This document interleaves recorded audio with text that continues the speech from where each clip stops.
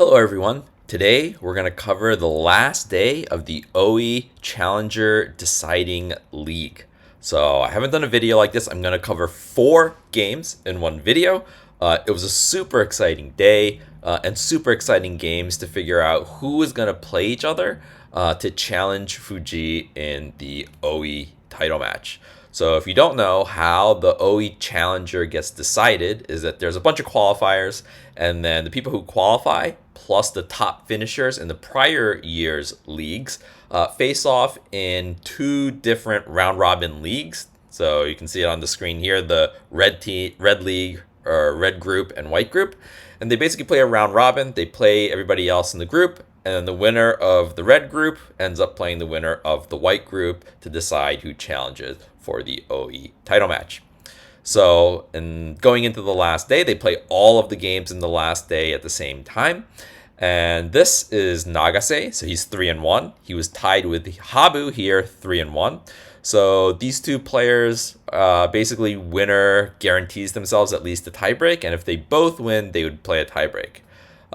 Technically, Sugai here, and this is Saito. He's a 4-dan, so he's a relatively newer pro. Technically, they're also playing Habu and Nagase exactly. So if both of them win, there could have been a 4-way tie for first in the Red League. Spoiler, that didn't happen. And then in the white group, you see here Koga. He's also a younger up-and-coming player. He was 3-1 going into the last day, playing against Sasaki Yuki. And then you see here Fujimoto, on probably the most promising young player, 4-0, so he's in control of his destiny. But in his last game, he has to play against Ito, probably the second best player in the world right now, who's 3-1. So Ito controls basically his own destiny. Fujimoto controls his own destiny. Koga needs Ito to win, and then he needs to beat Sasaki to force the 3-way tiebreak in the white group. So really quickly, I wanted to go over these 5 kind of main characters in our final day. Ito, as we all know, he's the only person to have beaten Fujii in a title match, and he did it twice. So right now, you can probably consider him the second best player in the world. Nagase, previous second best player in the world. Probably, even though he hasn't actually beaten Fujii in a title match, he plays him a lot in best of 7s, and he actually takes quite a few games off of Fujii in those games. Obviously, Habu also needs no introduction. The GOAT of Shogi right now. He has the most titles ever won, and he's really on form this year. I think so far this year he's 10-1. I don't know if you saw my previous video about him in the Kisei Challenger deciding match. But yeah, he's on fire. Fujimoto, again, most promising young player. He's known as kind of the prince of Gangi. He, I think, almost exclusively plays Gangi in double static work games, but he's extremely good at it. I think probably a lot of people consider him the best Gangi player in the world. And then you see Koga here. He's probably the least known of all the players. He's definitely the least known of all these players, but still, again, a young up-and-coming player. And actually, he is qualified for this league because he was in it last year and finished second in his group. So this is kind of the cast of characters that we have vying to try and challenge, become the challenger. And so I'm going to cover the 4 really important games that happened, I think this is sometime last week. So we're going to start with this game. It's Fujimoto as Sente against Ito as Gote. Remember, Fujimoto is 4-0, so if he wins, he's going to be the winner of his group, and he's going to be in the challenger deciding match. So I'm going to try and go through all these games pretty quickly because we have 4 games to cover. And yeah, again, he's going to go with his bread and butter Gangi. He plays a little bit differently than how I play and how I see most amateur players play Gangi, especially as Sente. And actually, I think I see more pros playing Gangi, especially as Sente, in this fashion, where you bring the gold to 7-8 first instead of bringing the silver up first. And this just gives him some flexibility. And if his opponent comes with a rapid attack, he can actually kind of abort his Gangi plan and just bring the gold up and defend. And we're actually going to see this in a later game. So yeah, this just ends up being a pretty slow double Gangi game. And I think double Gangi is probably the opening that is closest to a very closed pawn structure type game in chess where a lot of times there's just not that much to do. And so there are a couple weird moves that happen in the middle game, where kind of both players kind of just give up a tempo pretty much for nothing.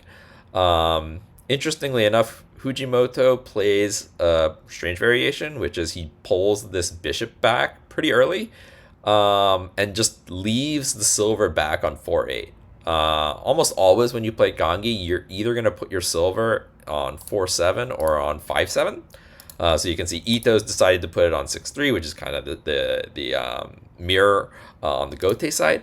So I was watching this, a pretty interesting idea by Fujimoto to leave the silver back on 4-8. I think the main benefit of leaving it back here is that your shape and your castle is a bit lower, so it's more defensive. And also, one of the weaknesses of Gangi can be bishop drop on this square, and a lot of times having the silver kind of defends that square. So he's kind of taking more of a defensive posture, and he's saying, okay, maybe we can trade bishops over here. He goes ahead and takes the center. And this is actually something I've seen quite often too, is that one player will try and take the center like this. The other player will go ahead and trade off their pawn so that they can get it in hand.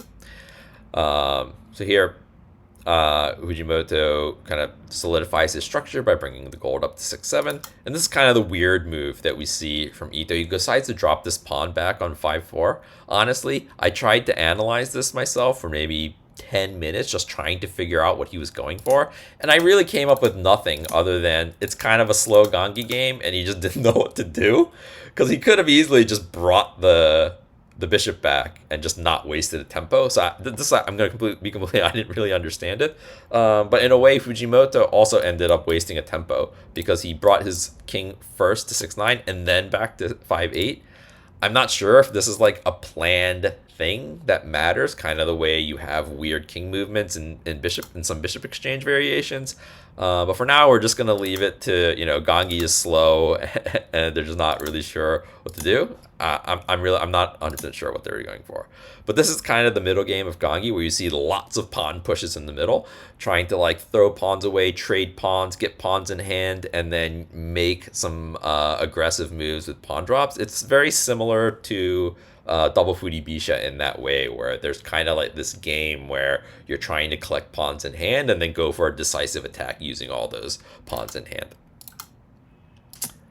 So yeah, we still have a lot of these pawn trades going on. And then finally, Fujimoto kind of springs into action with this pawn drop on 1-3. Again, this is also a very common tactic in double Gangi games, because you bring your bishop kind of to the center of the board, and these bishops end up scoping both edges. So this also becomes a pretty common thing that happens in double Gangi games, where you do these pawn trades and then you try and drop a pawn on the edge and break through on the edge.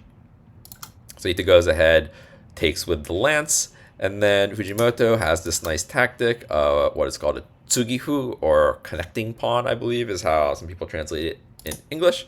What you're essentially doing is you're pulling their pawn up the board so that you can take it in the spot that you want to take it. So here it opens up potential for knight taking and attacking this lance, and sometimes you'll do it to take with the rook and fork pieces in this manner. Interestingly enough, the knight takes variation doesn't quite work right now, because you can drop a pawn, and after taking the knight and the lance taking back, you run into this situation where now the rook gets blocked by these two pieces, and because the rook is blocked and can't hit 2-4, now your bishop is blocked as well. So this would have been good for Ito. So instead, Fujimoto sees that, and he goes ahead and takes the pawn on 4-5, and then just retreats it back, basically forcing Ito to drop a pawn back on 4-4. Interestingly here, Ito decides to bring out the gold. He's trying to help defend the edge a bit, right? He feels a little bit vulnerable because there's a lot of pieces attacking this side of the board. So he wants to bring the gold up to try and help defend that. But it turns out to be a bit of a weak move, and it actually runs straight into this pawn drop on 2-4. It is a pawn sacrifice, so it feels a little bit weird. But after bishop takes, and there's a bishop trade here, what happens is you can sack this pawn on 7-4, and after the silver takes, there's this bishop drop on 6-4, forking the knight and the king. Obviously, it's still an even game, but it's kind of like Fujimoto pace, right? Like, he's the one getting to dictate what Ito does. He's sacrificing his pawns. He's going to get this knight. But the downside to doing this is that now Fujimoto has no pawns in hand. Not only does he have no pawns in hand, Ito has 8 pawns in hand. So now Ito goes ahead and drops this bishop, attacking the gold. Fujimoto solidifies by defending with the gold. This is still a bit uncomfortable now, though, right? Like, you don't have pawns to block any of these pawn drops. Your kind of like castle is a little bit high. There's like more holes. And there's this really nice move by Ito, rook over to 7-1. So basically, he's defending his silver in an X-ray. And this bishop drop, not only did it attack this, but it also prevents the horse from coming in and counterattacking the rook on 8-2. So Fujimoto has to retreat the horse back to 6-4. And now again, really nice combo from Ito. He gets to go ahead and push his silver up the board, forking the horse and the gold. So he's forcing some trades here. Really nice in-between move also from Fujimoto. I mean, the engine doesn't like it, but it's kind of this clever in-between move where instead of just trading everything, he drops this silver in first while the horse still has scope on 3-1. And if you take it with the rook, then he's going to be able to take the bishop. So king just has to run, and then you can make the trade, and then knight drop. So you're really complicated. If you take the silver here, what happens is you can just take this gold, and then after the silver takes, there's this bishop drop, forking the rook and the king.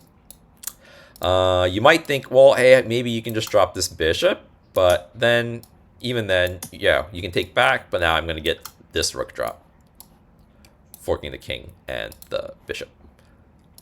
So that's the idea of this knight drop. So Ito runs the gold back to 5-1.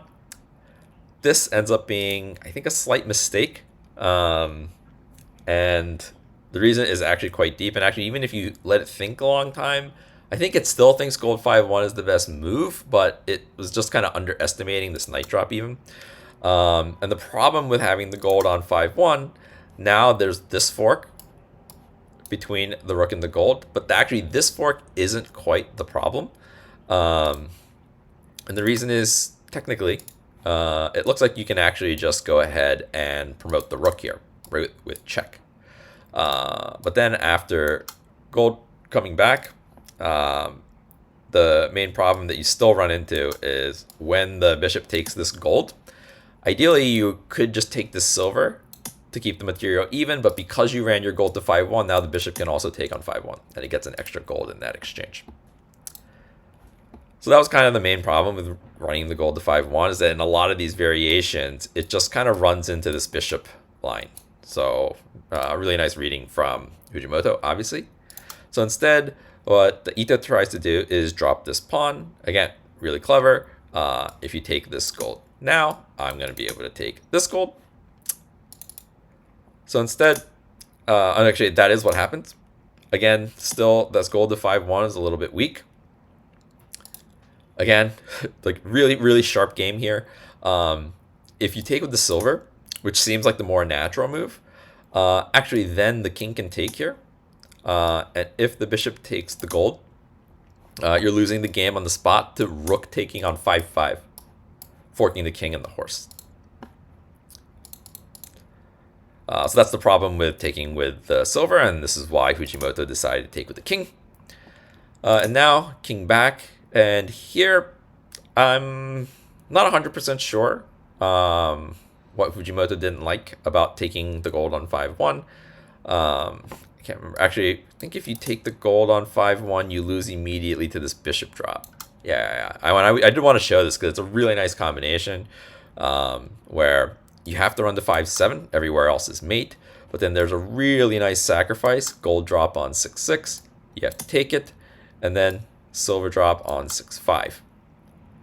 Here, if you take, rook takes, and if you take this, it's actually mate. Gold drop 6-6. So you can't take the gold. And so Fujimoto decides, okay, well, I need to block that bishop drop, so he drops the pawn. Here, again, very instructive when you're going for these decisive attacks. A lot of times you just can't retreat. You just have to go in. So Ito goes for the kill here. Silver drop on 6-5. Silver takes, rook takes, silver drop on 6-6, and then rook sack on 6-6. This is a really divisive attack from Ito. He drops the pawn, king takes, and then bishop drop on 9-2. Hits the rook all the way on 2-9. If you try and block it, pawn drop, and yeah, this is basically a decisive game now. Fujimoto tries to go ahead and take the gold, but bishop takes, king runs, silver drop on 6-5, king runs, and here, turns out this is already a checkmate, but super tough checkmate, actually, I thought, because there's a really particular move order that you have to do, or a specific move that you need to do, which is here you need to sacrifice the silver. And interestingly enough, you can see the engine doesn't see it on depth 20. But the instant you sack the silver, it sees mate in 23, 24. And the mate is after the king takes. This is actually the second super key move. And you can see it even takes the engine a little bit of time to kind of wiggle around and see what the best move is. And the move is silver drop on 7-5. If you take it, it's mate. Very easy one, actually. So you actually can't take this. The king has to run to 7-7, and then very simply gold drop, king runs, and then this another key move, gold sack on 7-8, king takes, and then bishop to 5-6, and this is where Fujimoto resigned. So it was actually, I want to go back really quickly to this silver drop on 7-5, because you might think, well, what's the difference? You could maybe have just dropped it on 6-5. But actually, if you drop it on 6-5, there's no mate, because if you try and do the same thing and sacrifice this gold on 7-8 after the king takes, that silver is blocking the bishop from coming here and checking the king. So really important, you needed to drop that silver on 7-5. So yeah, Fujimoto ends up losing the game, which means we're at least going to get a two-way tiebreak. 2 players at 4-1. The rule set for the title match in these groups is that if people have a 4-1 record, head-to-head is not a tiebreaker in this format. So the next game we're going to see is Koga against Sasaki Yuki. Sasaki was a guy who was challenging for titles against Fujii pretty regularly, but lately he's really dropped off. He's had a bad streak. He's not quite in form, and so even in this league, I think he's like 1-3. And so, interestingly enough, we see Koga also going for Gangi. And I think he's also actually quite well known for playing Gangi. And you see he does the same thing of bringing the gold first instead of the silver. And in the previous game, we saw a double Gangi because both players are relatively defensive players. But Sasaki is known to be a very aggressive player. He wants to attack you. And so he goes for what is pretty much the most popular aggressive, fast, rapid attack line against Gangi right now, which is this structure for your king with the silver over on 8-8, and then what is called known essentially as a Hayakurigin attack, where you're attacking the bishop's head. So the theory for how to attack Gangi is to really attack early and attack the bishop's head, which is kind of the standard for how you attack in shogi just in general, right? You want to go after bishops' heads and knights' heads. So yeah, he starts the attack very, very early with pawn to 3-5. And here is what I was talking about in the previous one of why they leave the silver back and bring the gold first, is that when this rapid attack happens, it's actually best to defend here with the gold. So after the pawn takes on 3-4, the best move actually is not to recapture with the gold. When you recapture with the gold, it kind of gets stuck out in the middle of nowhere.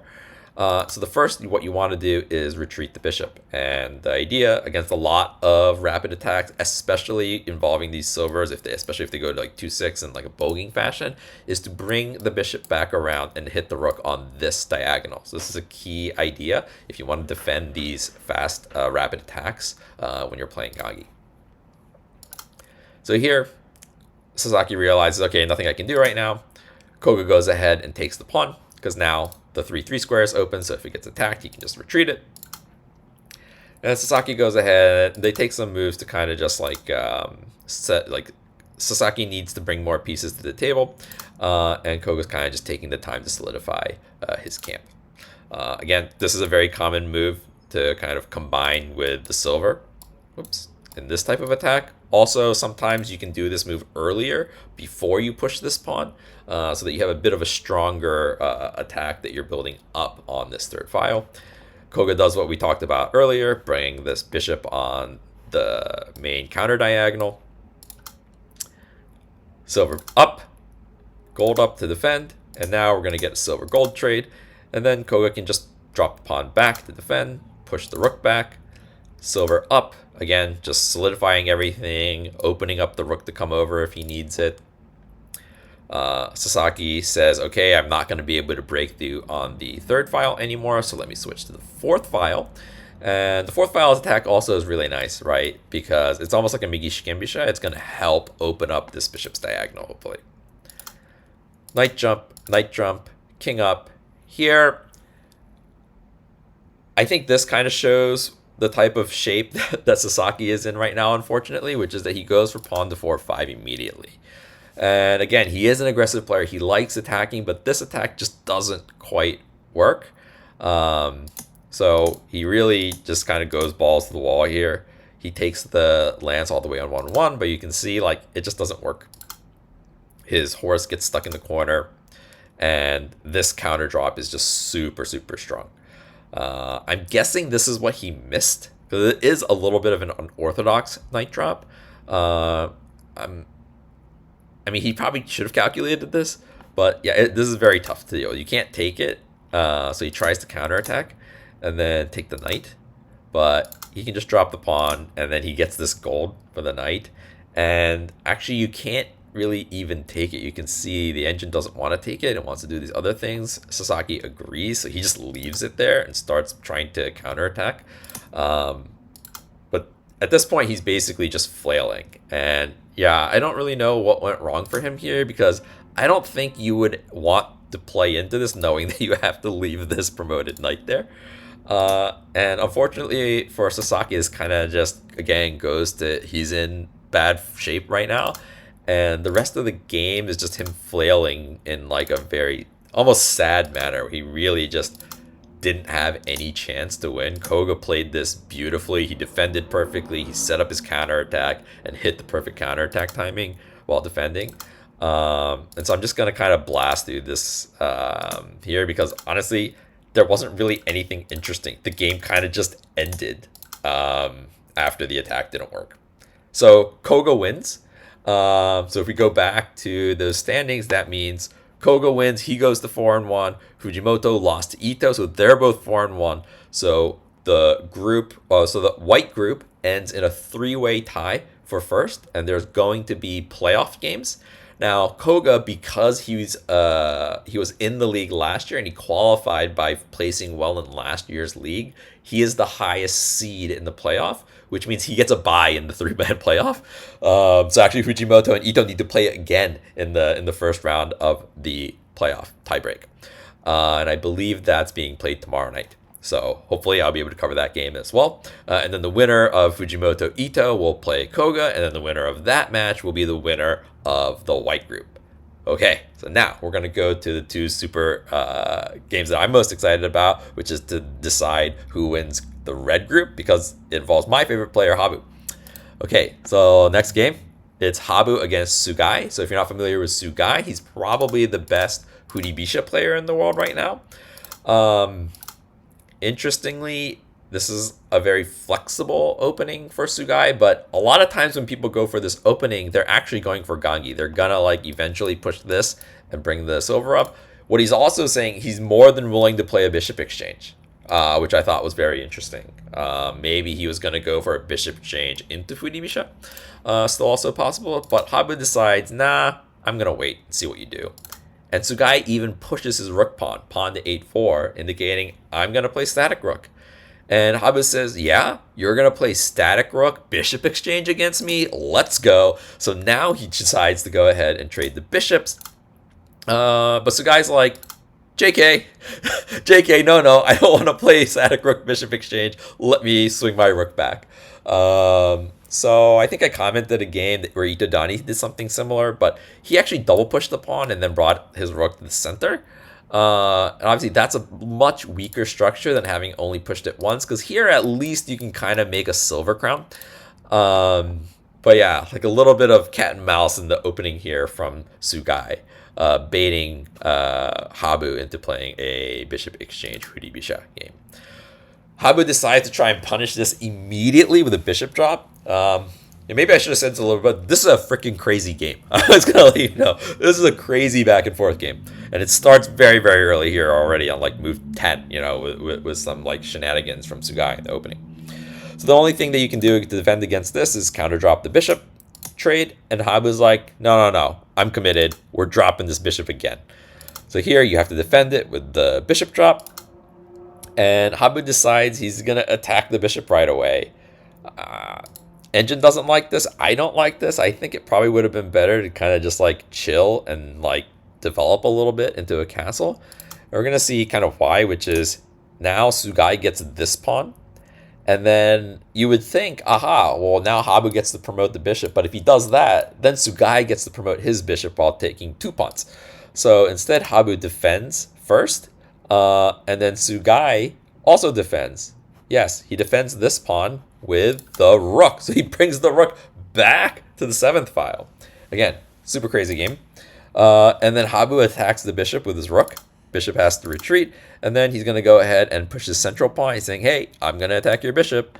And so Sugai goes ahead, makes escape route for the bishop. Habu pushes the pawn. Bishop retreats. And now Habu decides, okay, we'll go ahead and take the rook. Basically, he was waiting before because the rook was stuck here defending this pawn. It couldn't move, so he's going to be able to take it at some other point. But now that the bishop defends this pawn, it's possible for Sugai to run the rook away. So this is why Habu decided to trade. Now, developing his camp a bit, now Habu pushes pawn to 8-6. So basically, Sugai is saying, I want to attack the knight's head. Habu, you could say, hey, I'm defending it with the rook, but that means your rook is stuck defending the 6th rank. And so what Habu is going to do is he wants to put his silver here so that he has the option to retreat the rook here, or like jump at the knight and then retreat the rook in the future if he wants it, or even to push this and block his rooks. So basically, he's just trying to free up his rook here by defending the knight's head with the silver. Gold up to 3-2. King to 5-8, king back to 3-1, and they're kind of just castling right now. And here, okay, Habu wants to go after this pawn. Sugai defends it, and Habu says, okay, I made you bring your silver all the way up. Silver can't retreat back to where it was, and so Habu just retreats his silver back. Sugai kind of completes his, I don't even know what you want to call this, it's like a left side. This is like, I guess, a Yagura in a way, after all these crazy rook back and forth. Habu swings his rook over now to the 6th file, trying to target this pawn, forces Sugai to push it, and then just goes right back. So it's kind of an interesting move sequence for Habu, from like moving the silver, forcing this silver up, moving the rook, forcing this pawn up, and then just going back. So he kind of just like wasted 2 tempo completely, but wasted in a way that he forced Sugai's pieces up the board. Pieces that cannot retreat. So a really interesting sequence from Habu. Now he goes ahead and pushes the pawn on the 3rd file, trying to activate his knight. Sugai drops the silver, forking the rook and the pawn. Interestingly here, Habu doesn't retreat right away. He decides first, I want to block and potentially counterattack. And Sugai takes the pawn, and then he retreats. Yeah, I'm not 100% sure what the exact idea here is, but it does actually kind of play a little bit later. You're going to see how the bishop on here kind of changes the game.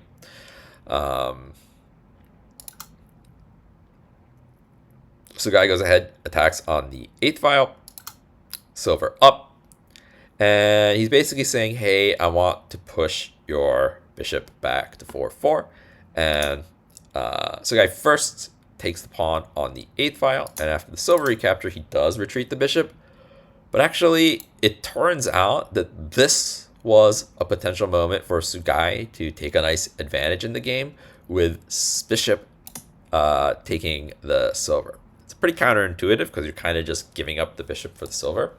But it turns out that here you can then go pawn to 7-6, and Habu doesn't have much of a counterattack, and so you're essentially going to get a silver and a knight in exchange for the bishop, which is a two-piece exchange, which is generally good for the player that gets 2 pieces.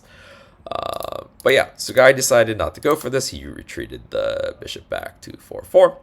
But now Habu gets to activate his knight. And instead, so here, if you try and go pawn to 7-6 now, Habu actually has the advantage because he gets to jump the knight to 4-5. And this knight's influence is quite strong. Actually, I think instead of taking with the silver first, you take here. And then, yeah, like whatever they recapture with, now you come back. And even though you gave up 2 knights for 1 silver, you also got this rook in hand, and the opponent's camp is a little bit weak because he has 2 bishops trying to defend on opposite diagonals. And even if you try and attack, you can just take. And these bishops are all kind of just clogged up. And, you know, he even has potential for something like this down the line. So this would have been good for Habu.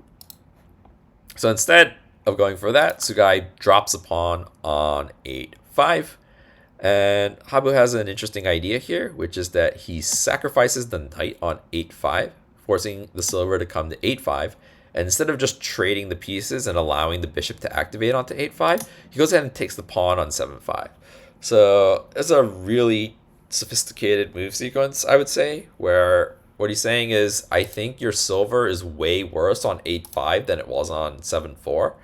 And now my silver, which was kind of wasting away on 8-6, gets to go to 7-5 and kind of participate in the attack here. So he's willing to sacrifice his knight for the exchange and activity of his silver versus Sugai's silver. Really sophisticated. But now Sugai uncorks a really nasty combo. So the engine is going to say that it was still good for Habu, but this is really hard to see. So he starts with this pawn drop on 7-7. Engine wants to go gold to 6-8, but it's not completely obvious why right away you wouldn't just take this pawn. And Habu does. Habu ends up taking this pawn. But immediately Sugai finds the move, which is knight drop on 5-4. What a move. If you take the pawn, bishop takes the gold. And Habu sees this, so he doesn't take the pawn, and instead he actually tries to counter and activate that silver again. But ironically, it turns out that the engine thinks pawn take knight is actually the best move here, which is, again, super counterintuitive. But the reason is, even though you give up the gold, you got a silver, and you're going to get to make a toking on 5-3, and this gives you tempo against the bishop. So I think like the top move is something like bishop running to 3-6, and I think the engine just thinks this is like a completely even game. So this would have been a really crazy position if we would have got to see it. But yeah, Habu didn't quite see through that. And instead he decides, okay, I'm going to counter with the silver. The problem with this is that knight can take the silver and it comes with check. And when you recapture, now the bishop can run to 3-6 and it comes with check. So this silver still isn't quite that active on 6-4 because 5-3 is defended, his own pawn is on 5-5, and obviously he has to deal with this check immediately. So he has to go ahead, drop his knight back on 4-7, pawn drop on 7-6, so that bad silver on 8-5 is still kind of involved in the game. Habu decides to slide to 8-7. I think if you come back, it gives the silver the opportunity to come up and become even more active. So he decided, okay, I'm just going to go to 8-7. And here, Sugai had an opportunity to play a really nice move, just silver on 3-6, putting a ton of pressure on Habu's king. But instead, he decides to play pawn to 5-4. What this is doing is it's trying to activate this bishop. Habu plays knight to 4-5. Engine wanted, what did the engine want here? I can't remember. Oh yes, it just wanted to drop the rook, threatening to take the silver, and kind of lining it up against this king. He decides to play this knight move because he's like, okay, I'm attacking the silver. And here, if the silver retreats, actually, Habu's in great spot because he gets to play gold up to 3-7, basically capturing the bishop. I think what Habu didn't see, which Sugai does see, is the best move in the position, which is to actually just give up the bishop for the knight. This is a super counterintuitive move as well. I'm really impressed, actually, with how Sugai played in this game. Starting with like that pawn drop 7-7, knight drop 5-4 combo, and then now finding this move. It's super counterintuitive. A, you're just giving up the bishop for a knight, which is not so intuitive. But at the same time, not only are you doing that, you're allowing Habu to take with tempo on the bishop. So yeah, impressive this guy found this. And what it turns out is that, yeah, it looks like you have tempo, but actually you don't, because that knight that you just took, you can drop it right back on the board, forking the king and the gold. Habu tries to run the king up the board, takes the gold, rook takes, and then now bishop gets to run to 2-6, keeping itself active. So the rook having to come off of this file means that before, the bishop, in order to get out, would have needed to retreat, which would have been very passive. But now, because of this exchange, the bishop gets to go to 2-6 and stay very active and threaten promoting on 5-9, right? Because the knight actually defends 3-5. So Habu starts to flail, essentially, at this point. He needs to try and come up with some dangerous counterattacks. So he starts with pawn to 2-4. He goes ahead, drops that rook that we saw earlier. This is a really nice move, right? It's hitting this silver, which can potentially, if you can take it out and take this pawn out, your king has a lot of room to run to the side of the board. You have a silver here helping to defend. And obviously, it also lines up the rook to scope the king. Knight to 3-3 was a bit of a soft move. Engine really likes pawn drop on 8-6. Basically completely closing off the king's escape route on that side of the board. But okay, he jumps the knight. Basically, he wants to get this knight involved and get another piece into the attack. Habu counter drops the knight. Again, this also very obvious goal. Combos pretty well with this rook. Sugai goes ahead with his plan. Knight takes on 4-5. Habu runs his king up the board, so he knows, okay, I'm not going to be able to run to the left, so I need to run straight up the board. And here, again, another slightly weak move from Sugai. And so a couple moves in a row where he's giving away slight advantages. His idea, obviously, is he wants to defend this because knight takes on 3-4 is super scary. Comes with check, your king has to run somehow, and then there's like rook sack lines. But it turns out that what Sugai needed to do is drop something on 3-7, essentially, and block this rook coming in on the third file. Not only does it do that, but it also helps attack the king in this way here. Unfortunately for Sugai, he didn't find that. He goes ahead, retreats the silver, defending 3-4. But now Habu gets to go ahead and drop the pawn. It's a huge threat. So if you take it, you kind of just wasted 2 moves. And he's going to get this knight takes on 3-4 anyway. And if you don't do anything, pawn takes on 4-3 is gonna basically threaten a mate by taking on 3-2. So you probably missed this. So guy has to defend. He has to now drop a silver back to block that rook. And now Habu really goes for the gold, takes the knight. So he's basically saying, okay, I'm going to try and completely kill your attack by taking this knight. I'm going to be able to run this way. I'm going to be able to run this way. But it's a super risky move. Engine doesn't quite like it. Because again, Sugai has a gold drop on 3-7, which kind of kills this counterattack. He doesn't find it. I'm going to be completely honest with you. I didn't really figure out what he was going for with this pawn promote 7/7. So when I'm reviewing a lot of these games, every once in a while I'll see a move, not quite understand it, try and like run some lines with the engine and figure out what they were kind of thinking. This one I couldn't really figure out what he was going for. I'm certain at this point in the game both players were already in Byoyomi, and so maybe this is kind of just like the best move he could find at the time. Okay, it threads to take the gold or something, but this was a strange move to me. And actually, it was a problem for Sugai that he didn't find this move early enough. Now Habu gets time to play Knight Drop on 2/5, a big threat to the king. Sugai plays this gold drop now, but it's too late because he doesn't have to run the rook anymore. He can just go ahead and go for the attack. Ironically, the better attack for Habu was to take this silver first. Because I believe, yeah, he has to take with the king. Otherwise, if we take with the gold, this becomes too vulnerable. But yeah, now from here, he can actually drop the silver, and this becomes a much stronger attack. That's hard to get rid of. So yeah, this gold drop ends up coming too late, but Habu messes up. He goes for silver on 5/3. And the reason why this is a mess up is that there's this move, pawn to 4/4. Is that what I can't remember. Yes, so that is what gets played. Habu runs. You might think, okay, maybe you can run up the board, but if you run up the board, silver takes and it comes with check, and now your king is in really bad shape after something like pawn drop 5/2, right? So now you're pushing the king back, this rook is blocked, and Habu's would be losing in this position. So Habu goes ahead, retreats the king back to 5/6, like, hey, I can just run this way anyway, if I need to. Again, Sugai misses a critical move here. He takes the rook, which seems like, hey, like it's a free rook. And actually, this is probably close to Tsumero with some rook drops along back in here. But it turns out it's not. What would have been a better move for Sugai here is silver taking on 5/3. This is kind of scary because it opens up this rook against this gold. So like maybe bishop drop seems very scary here. But yeah, I think even in this position, the bishop drop isn't really the move. The best move was knight takes here.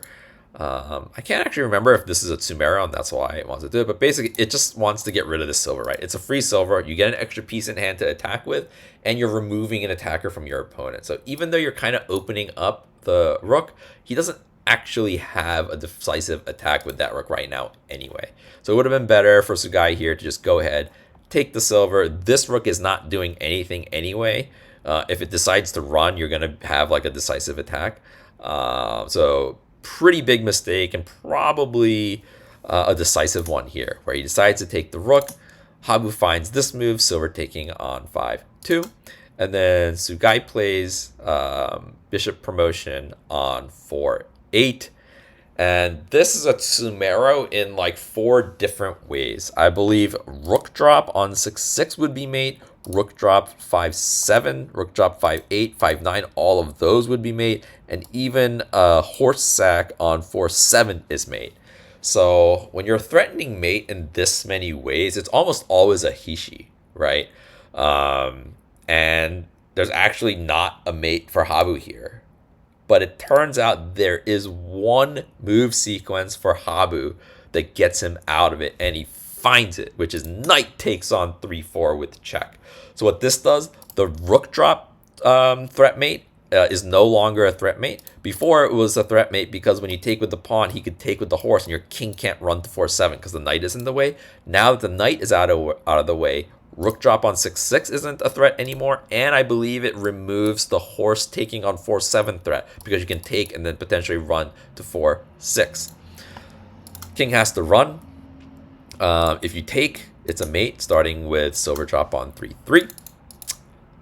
Yeah, so king has to run to 2/1, but when you run to 2/1, knight takes on 3/3. This also comes with check. King needs to run, silver drop on 2/1, running the king up the board to 1/3, and then Habu gets to play bishop drop on 3/5.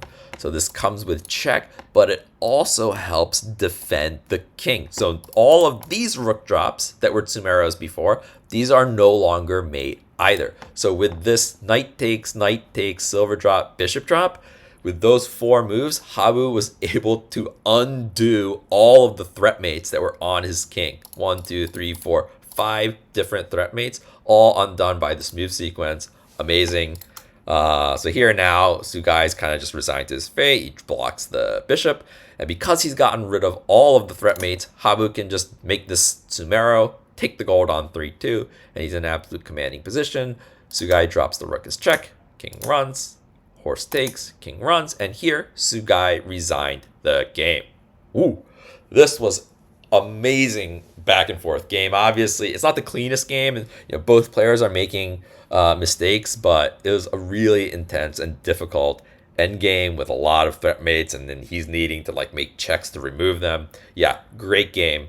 And so that means Habu has guaranteed himself at least a playoff in the red group.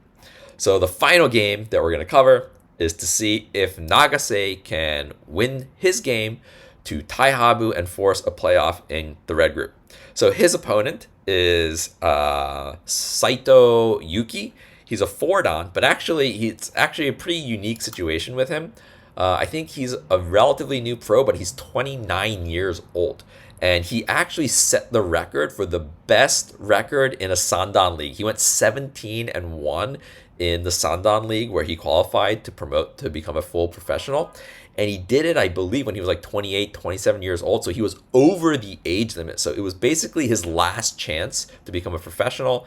And he did it by going 17-1. And obviously, he's qualified for this title Challenger League. So he's also just been doing amazing as a pro as well. So this game starts off in Aigakari, double wing attack. And Saito plays a very modern approach, which is you push this edge pawn. You can push a pawn over here, and you don't even bother defending this with a pawn. He goes ahead and puts the king in the center. So this is basically Aigakari theory right now, and it's probably the most common modern approach. The idea is twofold. One, if you drop the pawn here, you're in trouble because of bishop here. So he's going to be able to promote the bishop onto 5-3. So you can't drop the pawn. And if you take the pawn here on 3-6, this is also a problem, because after the same move, bishop to 9-7, it threatens promoting the bishop here, so you need to defend it with something like king. But then you get this pawn drop winning the knight. Now, you might think, well, this pawn drop probably is there before, right? And you're right, the pawn drop is there without this bishop move, but it turns out if you drop the bishop now, you can return the rook back to this file, and even though you win the knight, you give up 2 pawns for it, and now because you don't have a pawn, you can't defend the 8th file anymore. So this is actually still good for Gote. So yeah, that's why you need to bring the bishop up in that sequence to maintain your advantage. So obviously they both know this. This is well-known theory now in Aigakari. And so Nagase also just kind of does his thing and defends the 5-3 square to prevent this idea. Saito goes ahead, jumps the knight, and Nagase takes the edge. So really interesting trade here between this knight and this pawn. And Saito goes ahead and opens up his bishop diagonal. Nagase decides to retreat his rook now. Saito still doesn't defend the 8th file. I think the reason why is even if you go for this dangling pawn, because you retreated the rook back to 8-4, this bishop to 6-6 move hits the rook and gives him tempo. So the pawn drop doesn't quite work anyway. So Nagase decides he's going to open his bishop's diagonal, and now Saito develops a silver. This pawn is trying to develop the knight. Saito finally goes ahead and drops the pawn back. The reason why is because he wants to trade the pawns on the second file. If you would have traded the pawns on the second file without dropping the pawn back, he runs into bishop trade, and then bishop drop on 3-3. If you retreat the rook, now we're getting a 2-piece exchange, and the rook is getting to promote with check, and this would be GG.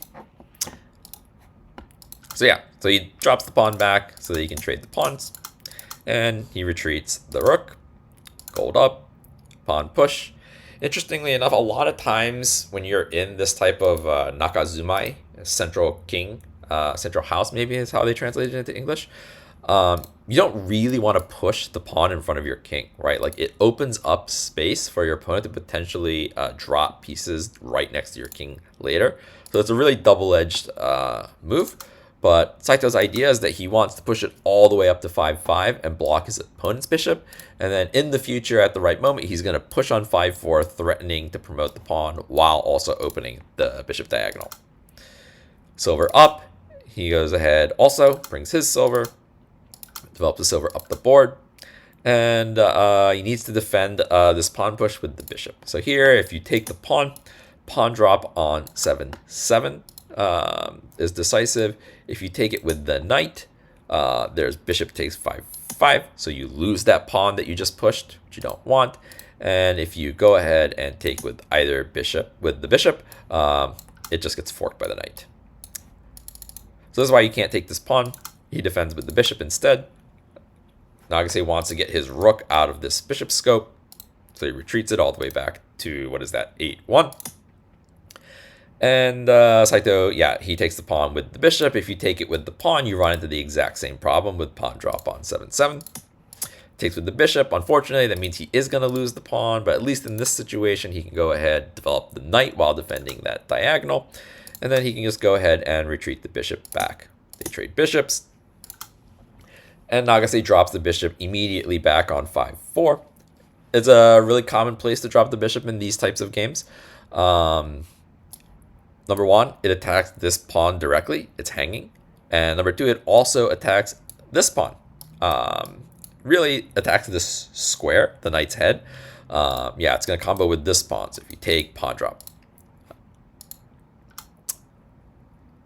What do we do here? Okay, yeah, right. Sorry, I think I'm lagging a little bit. It's been a long video. Just hold with me. This is the last game. So yeah, he pushes the pawn on 8-6, which also, that seems pretty strange, right? Because he can just take it. But this is a defensive tactic to enable this bishop drop defending on this square with the bishop. It's kind of weird, honestly. I haven't seen it before. But like this is clearly what he was going for with pawn to 8-6. Nagase decides he's going to retreat the rook back. And here, interesting move from Saito. He goes ahead and puts the silver on 5-5. So basically, this bishop, now that the bishop defends 7-6, the bishop's in actually a lot of trouble. It's going to get captured. So you can see from the engine wants to just capture it with a pawn, which makes perfect sense. Why he didn't do this and he decides to go after it with the bishop, I'm not 100% sure. My best guess as to why is that when you drop the pawn here, he can run the bishop to 6-5. Like it's going to get captured anyway. And when he puts it on 6-5, he gets to trade it for a knight. And then this pawn comes forward, hits the silver, and he's going to lose the tempo. He has to retreat. And then he's committed this pawn to the board already. So it's not in his hand, number one. Number two, he would like to potentially drop it back on 5-7 to be more defensive. And three, he would potentially like to be able to jump this knight and then drop the pawn directly on 5-3. So by dropping it on 5-5, it's a little slow, right, with this pawn. He's going to need to push it again. And so I think that's kind of what he was thinking. It turns out, okay, he was probably overthinking a little bit. You should just try and capture the bishop with the pawn. But okay, he decides he's going to go after it with the silver. But this enables this pawn drop from Nagase, blocking the bishop. Saito goes ahead, takes the bishop, recaptures with the pawn, and Saito blocks the rook with the pawn. Interestingly enough, here, Engine wants silver drop on 9-7. Pretty unusual move, honestly. Because I think this structure is very unusual, where you have the bishop back on 9-8, while also having already jumped the knight to 7-7, meaning that this is undefended. Nagase did see this. He actually ends up playing it later, but I think he just decided, okay, let me take the pawn first, force the gold up, and then force him to drop another pawn. goes ahead, forces the knight trade. Saito's like, I don't want to trade the knights. And the reason why he doesn't want to trade the knights is what Saito wants is to force Nagase to trade the knights, and then he's going to be able to take it with the gold, potentially opening up this bishop. And so he goes as far as to push the pawn on 6-6 to force this. The problem with this is that now 9-7 is undefended again. So after knight drop on 5-5, silver running, now Nagase drops this silver. So he saw that he could drop the silver there. He just decided he wanted to go for this variation instead. Saito counters with knight to 4-5. And very interestingly, again, here the best move is to take the pawn on 8-6. It's not to take the bishop, it's to take the pawn. Because what this does is it's going to help you activate your rook and get into your opponent's camp. And actually, the best move, I believe, is, it's like either take or retreat. And actually, yes, the engine shows a very strange line here, and I wanted to share this. The reason why, so if you take this bishop, you see that the eval is not quite as good. And the reason why the eval isn't quite as good is because after this, it kind of just kills your attack. You're not going to be able to break through anymore. And so even if you try and counterattack this knight, Saito gets to drop a pawn on 5-3 and counterattack. And this is actually quite a strong counterattack. So if you were to instead take the pawn instead of taking the bishop, if they retreat the gold, you can actually enter the silver back in. Now if you take, this is a huge threat. So let's say, for example, you want to defend it and you say drop a pawn. Now when you take the bishop, it's kind of the same thing. Okay, instead of the pawn being here and the gold being here, right? You're back here. But there's one major difference, which is after pawn 4-4, Saito had to drop a pawn back on 8-7, and so he doesn't have the pawn to drop on 5-3 in this variation, and so this knight is just dead. So this is why it really likes taking the pawn, and the engine doesn't quite like what Nagase ended up doing, which is to take the bishop immediately. Super minute detail in this variation that Nagase missed slightly. I don't know how much you can blame it. This is kind of engine-y. But okay, so Lance takes, and Nagase wants another knight trade. But again, it gives Saito this pawn drop. King has to retreat to 5-1. Knight drop on 3-4 feels great. It's always nice when you get to drop a knight on top of either a knight or a bishop, because there's not really anything your opponent can do to dislodge it. So Nagase trades the knights. In between move for Saito, he takes the silver and then captures the knight. King takes on 5-3. Here was another interesting moment. Saito plays bishop drop on 2-6. It's kind of like a fancy move. It's like a weird move, right? Because it doesn't hit the king directly. You're kind of just threatening to take this pawn. But given the pieces that Nagase has in hand, it's actually quite difficult to defend bishop takes 3-5. And so Nagase just decides to run the king. It turns out it would have been better to play kind of the simpler move, silver drop on 3-4. Like, hey, I'm just going to break through on 2-3. This is also very difficult to defend. You're going to have to like drop back a knight or, run your king, drop a silver back or something. So yeah, this would have been a little bit better for Saito, but he went with a little bit more of like a fancy move that ended up biting him a little bit. King back to 5-2, bishop takes, and then just pawn drop on 3-4. And Saito does find this really interesting move. Engine doesn't quite like it from an eval point of view, but it's super, super sharp. So if you take this with the gold, then we get silver drop on 5-3, and this is really a dominant position for Saito. Pawn drop on 3-3. If gold takes, silver drop, and you can see kind of this is just running into death. And actually here is like a really nice sequence with silver takes here first, take, and this would actually end up being mate, right? So yeah, super sharp from Saito with this knight drop. And so Nagase just says, okay, let's simplify it. Let's take the bishop. Saito takes the horse. So I think like it was a really nice sequence, but what ends up happening is instead of having the knight in hand, which is really important for trying to attack this king, it instead becomes a promoted knight, kind of on the side of the board. So it's a little bit worse, I think, to have this promoted knight over here as opposed to being able to have a knight in hand. So he kind of traded equal material, but then kind of lost a knight almost. And I think this is why the engine doesn't quite like this variation. Knight drop on 3-6, attacking this gold. And Nagase is in really good shape here. But he makes one fatal mistake. He drops the bishop on 4-8. And the engine wanted him to drop on 8-8.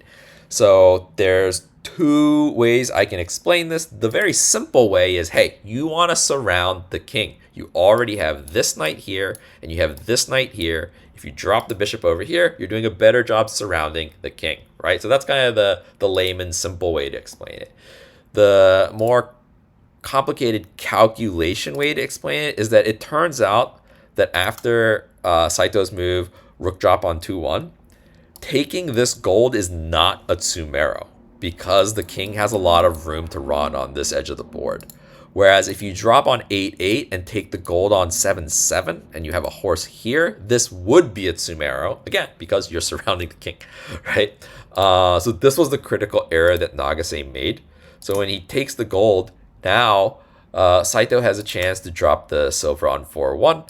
And then after the king runs, because Nagase's move here, taking on 3-7, is not a tsumero, Saito gets to go ahead and spend the move taking this gold.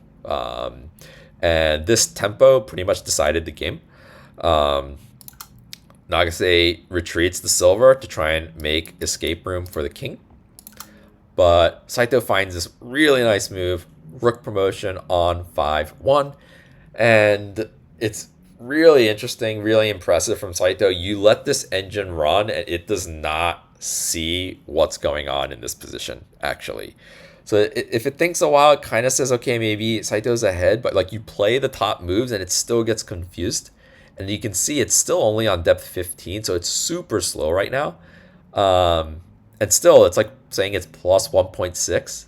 Okay, so it finally gets maybe to like a 4-9. I don't think I ran it fully to 20. It was just taking so long. But actually, the game is already decided here because it turns out that this rook promotion on 5-1 is actually a tsumero. So Nagase tries to attack, bishop drop on 4-7. And you can see here, okay, it thinks it's plus 7.9.